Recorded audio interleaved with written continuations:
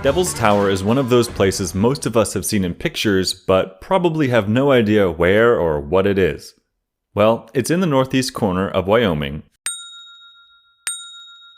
And before I say more about it, I'd first like to say that Devil's Tower is the name that white explorers gave to the site in the mid-1800s. The Native American name is Bear Lodge or Bear House. Local tribes have petitioned the federal government unsuccessfully to have the name changed back to Bear Lodge. It's an intensely spiritual place for local Native American tribes, and there are many ancestral legends tied to the place.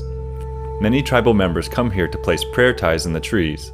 These may represent an offering, a request, or simply in remembrance of a person. As someone who works with Native Americans, I'd like to say I support them changing the name back to Bear Lodge. They were here first, and they still have a connection to it. I feel like they have the right to name it.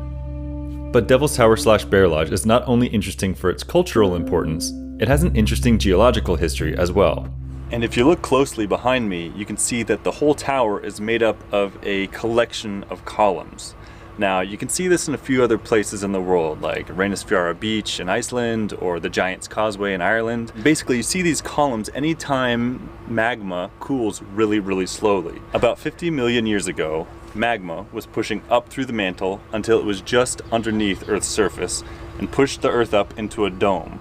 And there, protected under the surface, it was able to cool really, really slowly, forming these columns. Now, over the next 50 million years, you had all this erosion that happened, and that erosion process is still happening today. In fact, eventually, this whole tower will be eroded away. But it's a slow process. Supposedly, no columns have fallen in the last 200 years, so it'll be here for a while. Also, if you're an experienced rock climber and you obtain climbing permits from the park office, you can climb the approved routes on the face of the tower. Just remember there's a voluntary climbing closure in June in observance of native ceremonies. Of course, you can find lots of prairie dogs here too. There's signs everywhere saying don't feed the prairie dogs, but judging by the size of some of them, there's gotta be some rule breakers here. Finally, the park is a decent place to go stargazing. I didn't have the best weather, but I actually got kind of lucky with this shot, which is Jupiter on the right, Saturn on the left, and the International Space Station going right between them. So, if you're passing through Wyoming, you might as well stop and see Devil's Tower.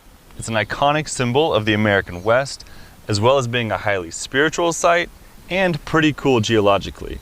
It's not that far off the main highway, but it feels like you're pretty far out there in the wilderness.